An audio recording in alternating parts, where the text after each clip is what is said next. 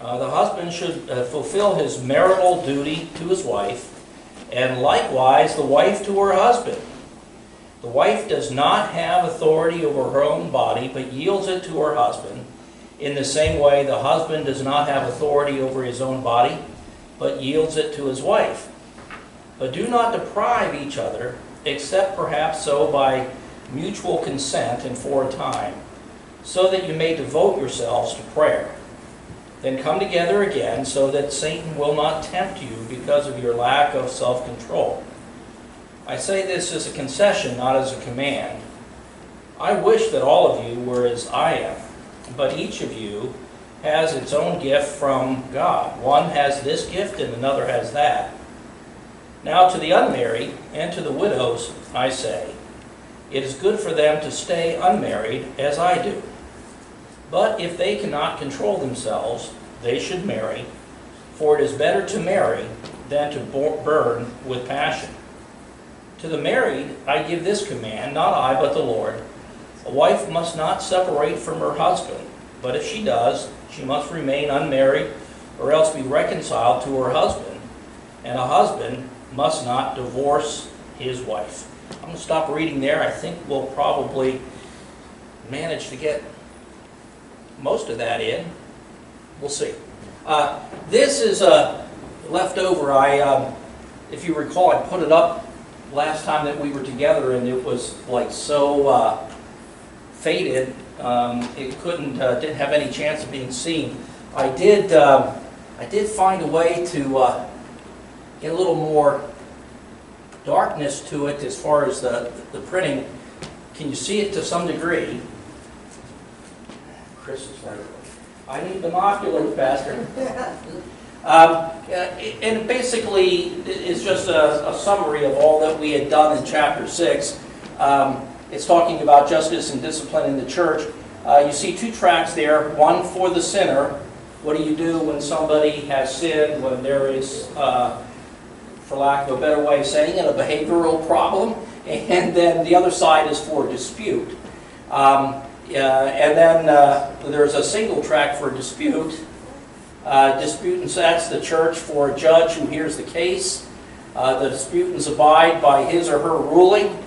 If the defendant doesn't, then the plaintiff bears the wrong rather than sue. Leave justice in God's hands. That's for the lawsuit issue that we were talking at the end of chapter 6. Now the part that went before it was about the discipline of and this goes back into chapter 5 even, the discipline of somebody in sin. And you see the two tracks there. The person wrong confronts the sinner privately. This is from Matthew 18. If the sinner won't listen to him, 2 or 3 witnesses confront him. So first, the person who was wrong or offended goes to that sinning individual privately and says, hey, look, man, I did not like what you did. That wasn't right. I really feel like you need to change your tune. And if the person won't listen, then 2 or 3 join with the plaintiff, for lack of a better word, and they take up the matter of this sinful behavior with the person. If the person won't listen to them, then it goes to the whole church. If they won't listen to the whole church, and the whole church says to them, hey, look, they've talked to you, now we're talking to you. That's not the way to behave. You need to change your tune. If they won't listen to the whole church, then it says, kick them out. Treat them like a tax collector. In other words, treat them like persona non grata. Don't eat with them, don't hang out with them, don't talk to them, just don't do anything with them. Say, oh, that sounds so terrible. It's what the Bible says to do. You can either trust human reasoning and wisdom, or you can trust God. If you've been around humans long enough, human reasoning doesn't seem to have a very good track record in all this kind of thing. Maybe we ought to just trust God. It can't do any worse, that's for sure. Then the other side of that is the witness to sin. Make sure that he is moving by the Spirit. This is a situation where a person is not wronged, but a person sees that a brother or a sister is caught in a fault. So this is Galatians chapter 6. The witness makes sure that he is moving by the Holy Spirit, make sure that they're in the right place of heart and mind with God. They confront the sinner to restore him. If he is unrepentant and the sin is grievous, then it becomes a church matter again, and it ends up, if the sinner won't listen, they're excommunicated. So there is the various pieces of all of that we had floating around in our discussion about those areas, put into, I don't think that would really be called a flow chart, but whatever kind of chart it is, it kind of sketches out the process. And having said that, hopefully that helps you put all of that we talked about into some kind of order in your mind. We'll move on to the next thing. Talking about what we started talking about, or started reading about tonight. Now we're talking about marriage in the church with this particular segment. All of chapter 7 is dealing with that subject matter. And by the time that we get done with it, we will open a lot of cans of worms in chapter 7 here. We're going to be talking about marriage, we're going to be talking about sex, we're going to be talking about divorce, we're going to be talking about believers being married to unbelievers, and what comes out of that. So there's just a tremendous amount of subject matter there, and a lot of it can either seem really bizarre and weird to us because we're so used to what we're accustomed to in our secular culture around us, or it can just step on our toes and kind of impinge upon maybe what we felt were our freedoms, and nobody likes that, right? Don't tread on me, that kind of a thing.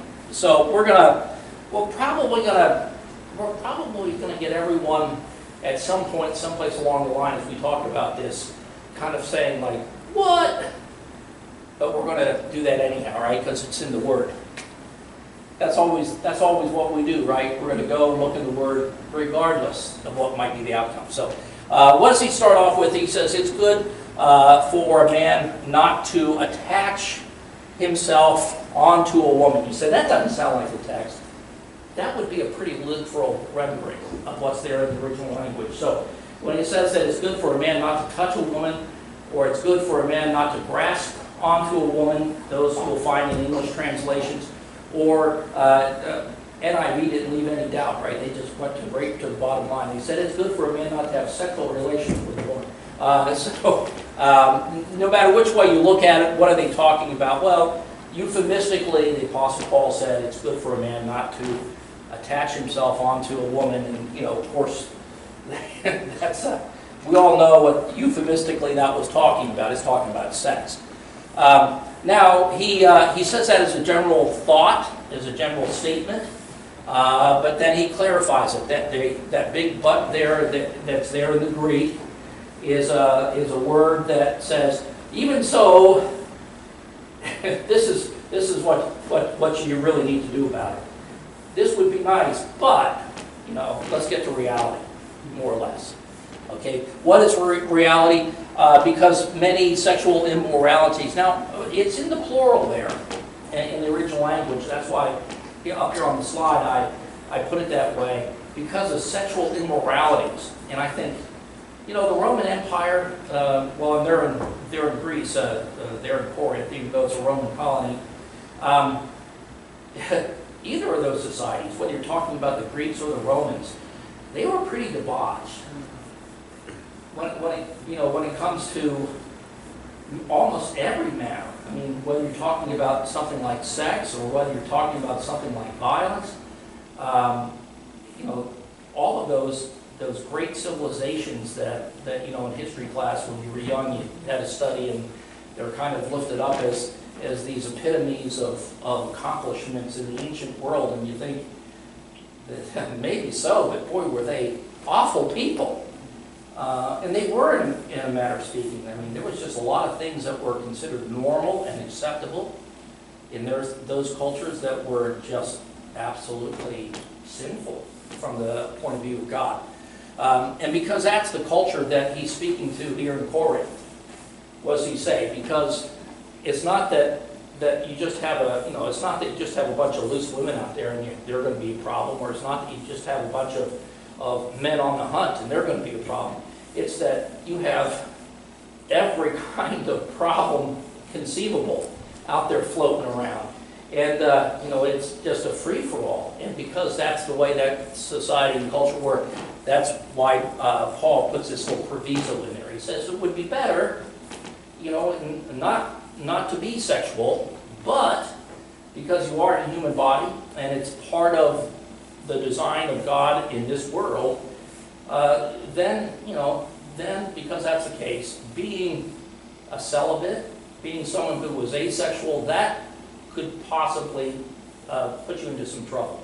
Now, elsewhere in the Scriptures, particularly in those Timothean passages, Paul goes so far as to suggest that the whole thing of denying marriage or demanding that people would remain celibate, he equates that to a doctrine of demons.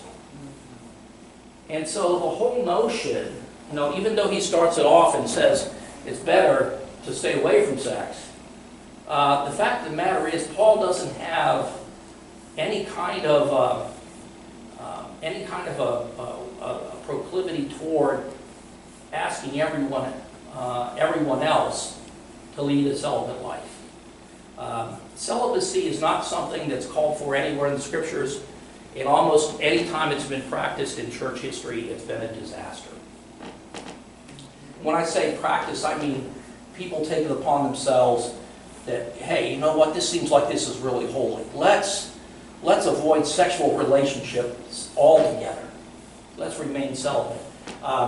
Those things, when they're entered into, by groups, or even when they're enforced by institutional kind of considerations like the Roman Catholic Church, they've been disasters.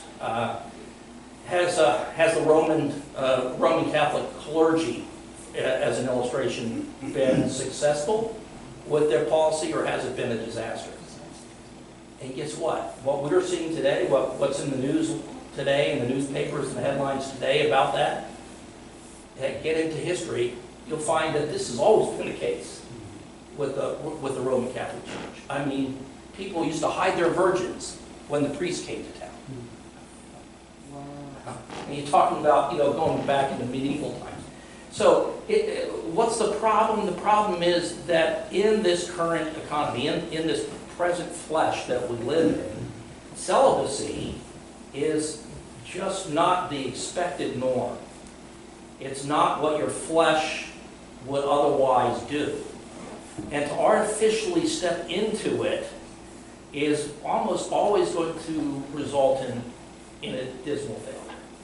I say almost always, I think it always will result in a dismal failure, but there is a proviso that we'll get to even for that. So this is how we start off. Because of all the sexual immoralities, because the world around the folks there in Corinth, those Christians, is so filled with all of this sex, what does Paul say? It's better for every man to have his own wife, and it's better for every wife to have her own husband. Every man should have his own wife, every man should have her own husband. Now I put the word should there.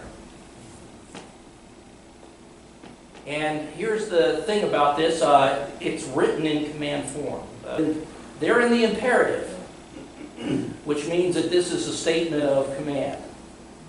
So what Paul is saying here about marriage is something that should be understood as not expressing a mere opinion. This is not something that is a mere possibility. This is something that's expressing an expectation.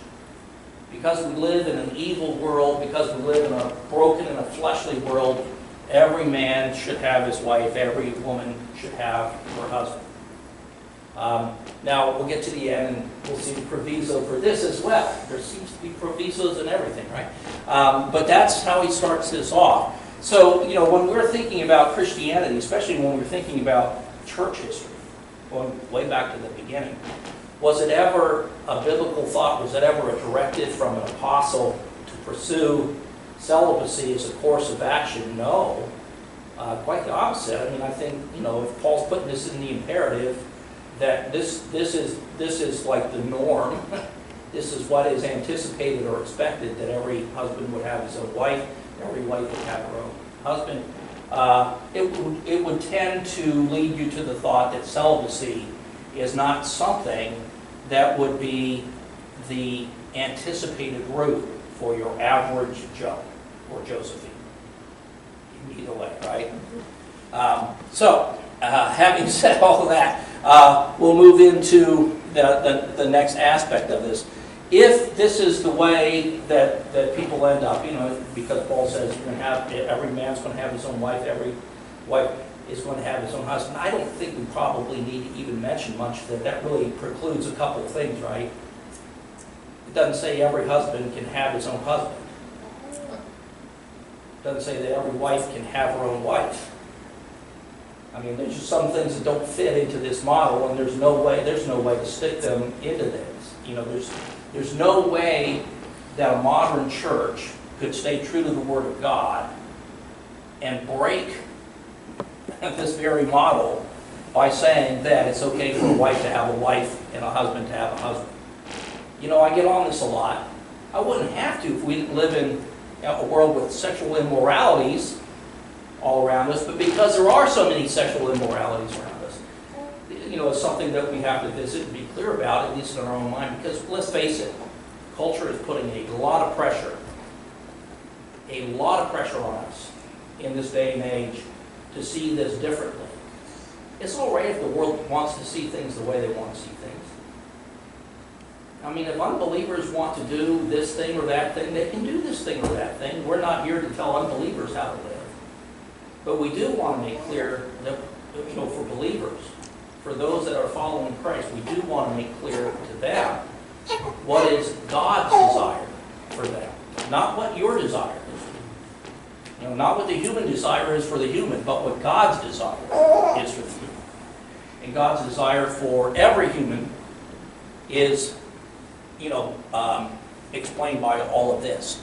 So, husbands and wives must give over to their spouse what is due. Again, that's a clunky way of saying it. It's very literal from the original language. This is Paul's euphemistic way of talking about conjugal duties. And, that seems like a very quaint expression. How many of you have heard that expression before? Conjugal duties.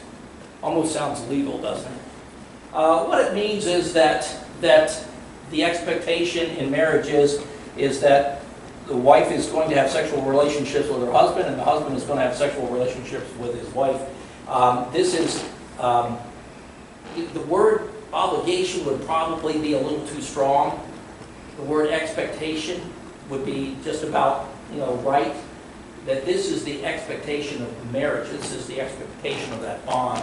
And so for a husband and a wife to be in a relationship in which there is a resistance to or a discarding of sexual relationships, that is not the norm. And if that is something that is chosen rather than imposed, there would be a problem. There's a lot of folks that have things imposed. Sickness, illness, various kinds of enfeeblements, various kinds of problems that we end up having, physically and whatnot. There are things that come up that are no one's choice. These are things that are being imposed upon people as they go through life. If these things are being imposed, you cannot wag a finger at somebody for not doing something that they can't do. Right? So that's not anything that Paul is trying to say is that this must happen or else or anything else like that. He's just trying to sketch out in clear what we would say instructional terms about how we proceed with this thing called marriage in the church. And what he's saying is that if you're married, sexuality, sexual activity goes with that.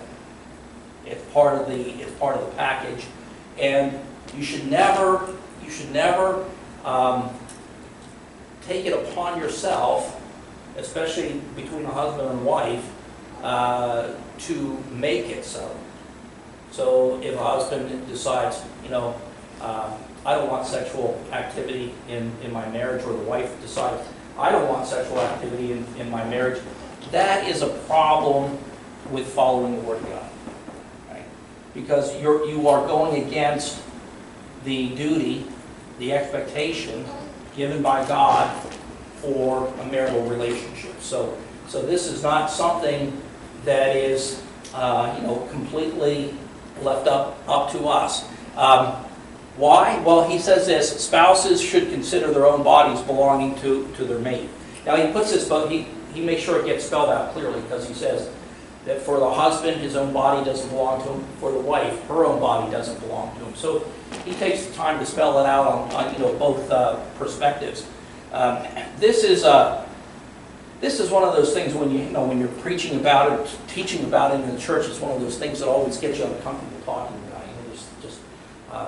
You would think me being a child of the hippies, that somehow or another I wouldn't get all prudish when talking about such things. But I do. I get prudish when talking about such things. It just seems like, oh boy, it's like, this doesn't seem like this is the kind of subject I want to talk about. But nonetheless, it's in the Bible, so we got to talk about it. What this is basically saying is that to be married is not merely to enter into some kind of a mutual support society. It's not merely doing something that is considered normal culturally or part of family pressure or anything else like that. It's not even strictly saying a means of companionship. It is a means of companionship, but it's more than that and other than that. And what it actually ends up being is that when you get married, you're basically taking the key to your body and handing it to your spouse. What a thing, right? Because your attitude, according to the Scripture, should be that my body is not mine. Now that really flies against the grain of our culture. Because, what are the kind of mottos and various mantras we hear in our society today? My body, my choice. That's a famous one. Of course, it has to do with something else, but it's along the same lines. And so, in our secular culture around us, there really is a very strong teaching, a really strong moray, if we could say it that way, that says that my body is my body and it's always my body. But that's not what the Bible says about Christian marriage. The Bible says if you're going to follow Christ and you're going to be in marriage with another Christian, this is what you need to do. You need to see yourself as a servant. You need to see yourself as somebody given over. You need to see yourself as that my body is not my body, but it's my spouse's body. And so it's not that it isn't your body, but you have to understand that it's also your spouse's body. This is what Christian marriage is about. If we enter into marriage and we don't have this kind of perspective, trouble could come. And if it comes, a person who thinks that maybe they're just making a reasonable demand to do what they want to do, as opposed to what somebody else wants them to do, that they stand on the high ground. And you know what? If you're looking at things biblically, you might not be on the high ground if you're insisting on, being in absolute control over yourself, in absolute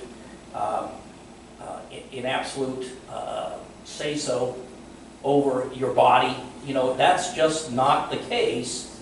And, a lot of trouble happens, I think, even in Christian marriages, because we don't actually approach these things from a biblical standpoint.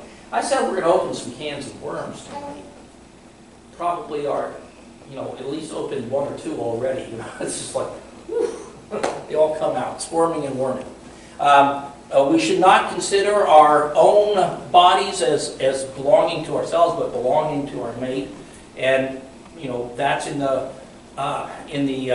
context of sexual relationships. So, that's what it says in the scriptures. Now, he gets really clear with it because he literally says, in a very commanding form, do not deprive your spouse. I think of all the situation comedies I've watched in my life, and I couldn't put a number to it, but I know it's a lot, where a scene will end with a door slamming and someone sleeping on the couch. Right? A lot of times, everything that led to that is not spoken directly, at least if they have good taste. But a lot of times, it's a disagreement about whose body is whose and what that means. So you should not deprive your spouse. Why shouldn't you deprive your spouse? My spouse is oversexed. My spouse has, their libido is just way too high. My spouse just never gets enough. My spouse, that's all they ever think about. There's just a lot of different kinds of things that people can say in this kind of regard. But here's what the scriptures say, that if you move to deprive your spouse, you are giving the devil an opportunity to bring your spouse into sin. How about that? He's not saying that they absolutely will, but he's saying is it's certainly there. You are putting, basically, in depriving your spouse of conjugal duties, you are putting that person in a place where, because of their lack of self-control, that the devil can bring them into a temptation that they don't necessarily have the strength to clearly reject. Now, you don't want to blame, for instance, you don't want to blame someone's infidelity on somebody else. I mean, no one commits infidelity by accident. Say, well, I wasn't intending it. Well, what I mean is just this, is, you don't bump into somebody and have a sexual relationship. I mean, you might get a bruise on the shoulder, or you might get something knocked at you. When you bump into people, when accidents happen, right? Nothing is going on sexually. The point that I'm making very bluntly is just this, is to get involved sexually. It's not just one decision, it's a series of decisions. It's a process. One thing leads to another, leads to another, leads to another, leads to another, right? There's something going on there that isn't, strictly speaking, accidental. And so we don't want to give the impression that somehow or another somebody's infidelity is anyone else's fault but the person who's committed the infidelity. But at the same point in time, I think we do have to understand what Paul's saying here is that sometimes we can put another person in a place where the devil has the opportunity to tempt them that he would not otherwise have the opportunity to do if different choices were made. Right? And so the basic premise here is that when you're married, you've got to look out for your spouse. You've got to look out for your spouse in all kinds of ways, but you have to look out for your spouse sexually as well. Marriages should be sexually functioning arrangements, if we can put it that way. That sounds cold-blooded, but you know what I mean, right? Marriages should be sexually functioning relationships. So do not deprive your spouse. It only gives Satan the opportunity to tempt. Now, all of this, he almost, when you look at the commentaries on the way he closes out this particular section, you get really disparate viewpoints. You even get disparate viewpoints about the Greek involved. All of this is pointed to a word that logically relates to things that have gone before. And so you look at one scholar and they say, well, that word relating it to what went before only meant what he was talking about himself. He wants all people to be as himself. Or here you look at the next person, they say, well, no, that word is really referring to everything that goes back to, verse number 2. So you got scholars all over the place on that word, all over the place on what the antecedent to the various grammatical pieces are. And so, it's very difficult to wade through all that. But I really don't think it's all that complicated, nor should it be, if you think about a couple of things. He's saying all of these things. Remember I said that I have shoulds up there, and I put those shoulds up there for a reason. And that's because the first 3 phrases in this chapter are all written with the same mood. It's all imperative. So you have this being spoken of as something that is in the form of a command. It's not that he's saying do this, but he's saying this is the way marriage should be. Right?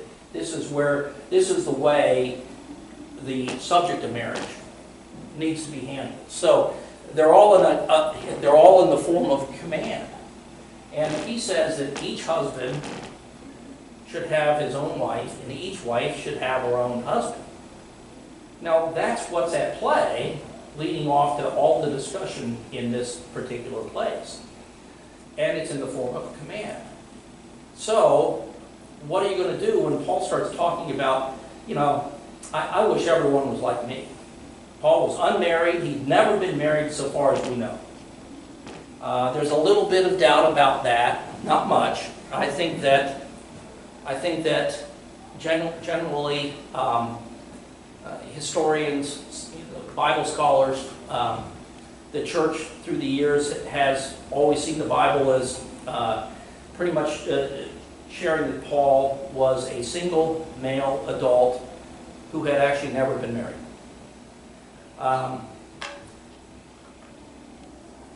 Paul says, I wish everybody was like me. And then he says, but I say this, I say all of this by concession and not by command, and all this confusion from the scholars and the historians and everyone else looking at things. But there is no confusion, because the command that he's talking about is just everything that he's laid before him about saying every man should have his own wife, every wife should have her own husband. That's what he said by command. And so when he's saying that I'm not saying this by command, even though the grammar is put into the form of a command, he's trying to say that it's not an absolute command that every husband should have a wife and every wife should have a husband. Right? That's why he's bringing up himself. He interjects his own experience. He's single, never been married. So he is giving the proviso to that command. Every man should have his own wife. Every woman should have her own husband. He's giving the proviso there. And he's saying, to tell you the truth, I wish everyone was like me. In other words, there are people like Paul who aren't going to be operating on the basis of this command. This is a command that is by concession. It generally says in a lot of English translations. That's an interesting translation for it. I don't think it's a very good one. The word should be translated, it's really a fellowship of thinking. The word it means, it's sum gnosko, and it means to be together with in thought. And so what he's really talking about is more along the lines of empathy. Empathy. So what he's saying is, hey, I know where you're coming from. Right? I say this not by command, but from knowing where you're coming from. I understand what your life is like. I understand where you're coming from, in other words. So the Apostle Paul was saying this, not as a command, but in understanding where people are coming from. So there's not an expectation by God that if you're a man that you must have a wife, or if you are a woman that you must have a husband. But knowing where we're coming from, this is something that Paul states to us. It's not hard and fast, but it is something that makes a lot of sense. It's something that will work. The cherry on the top of that argument is, the experience of Paul himself. He's not married. So it certainly can't be something in the strength of command up to that level. Does that make sense? All right. So we'll move on to this part.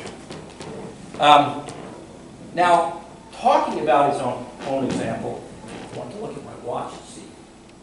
Oh my goodness, we're doing good. Maybe.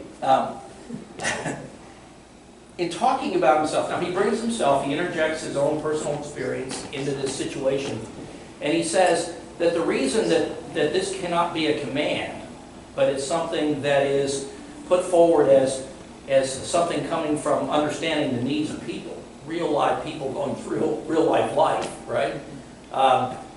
The reason that he can put this forward is he says that each person has their own gift.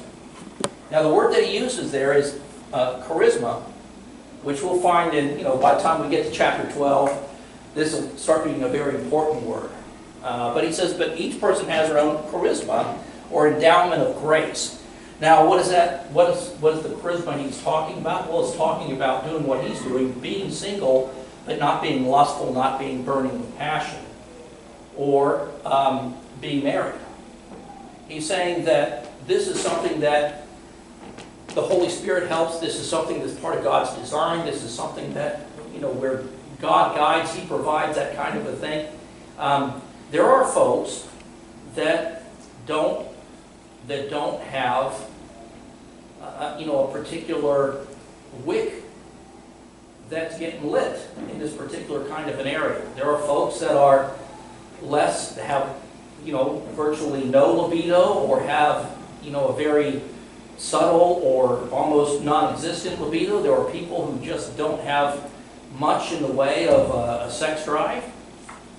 There are folks that are like that. Are those folks weird or bad or anything else like that? No, they're just people with a certain gift. Right? There are people that are capable of walking in a different way than somebody else. Now, if you are a person who isn't in that gift, well, what gift would you have? Well, then God's grace in your life would be that if you're a husband, or if you're a man, you'll have a wife, and if you're a wife or a woman, you'll have a husband. These things are something that is just part of the work of God's grace in our lives, just part of the fabric of how He makes us, and the kind of good things. I mean, the fact of the matter is there's nothing at all wrong with a husband being attracted to his wife, or a wife being attracted to her husband sexually. There's nothing at all wrong about that, not even a little. And so that's just one aspect of giftedness that a person can have. Right? And so some people are going to walk in a gift of celibacy. Some people are going to walk in a gift of marriage. Now, personally, I will tell you that I think the vast majority of people are the marrying sort. I mean, that's just my personal experience with people, for what it's worth. I think the vast majority of folks that I've ever come across are folks that are just not the kind of people that really want to live without a sexual partner.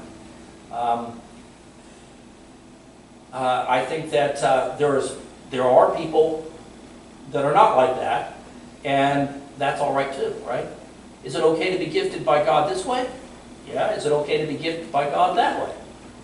If you're gifted by God one way or the other, that's fine. The only thing I can say about this is that no matter what you are gifted by God, the one thing I know you're not gifted by God to do is to be same-sex attracted. That is a wrench in the works. That's certainly not coming from God.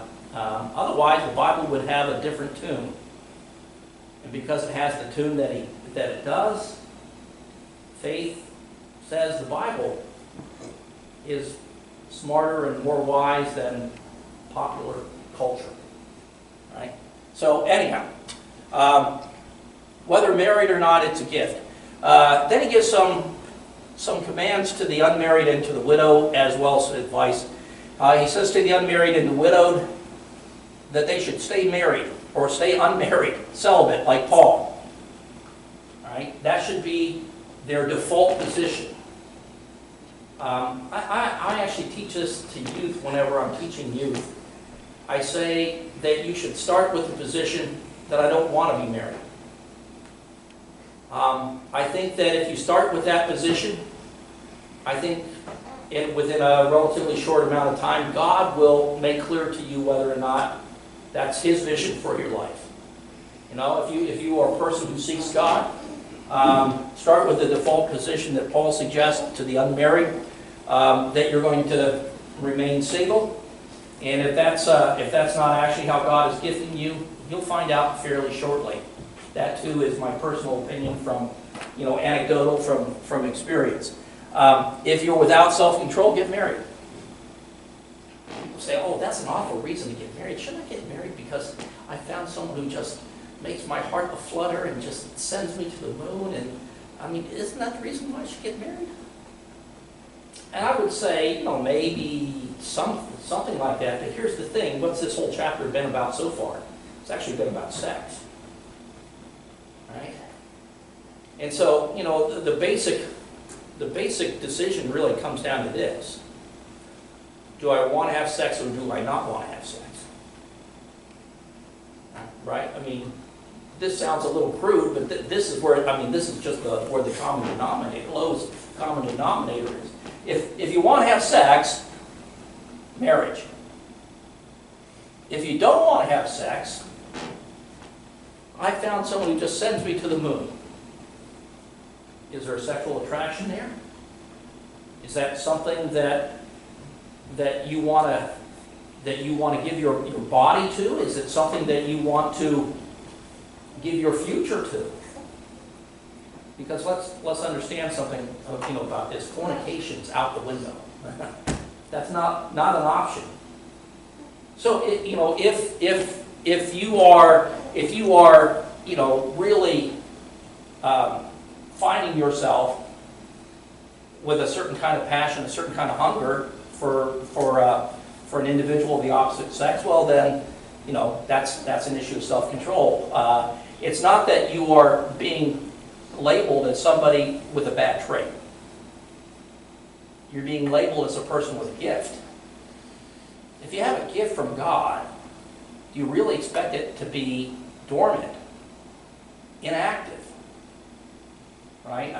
If one way or the other way, depending on which way it is, if that's a gift from God, then for that gift to be unused, for that gift to be dormant, for that gift to be suppressed, will that result in a person walking in God's will for their lives?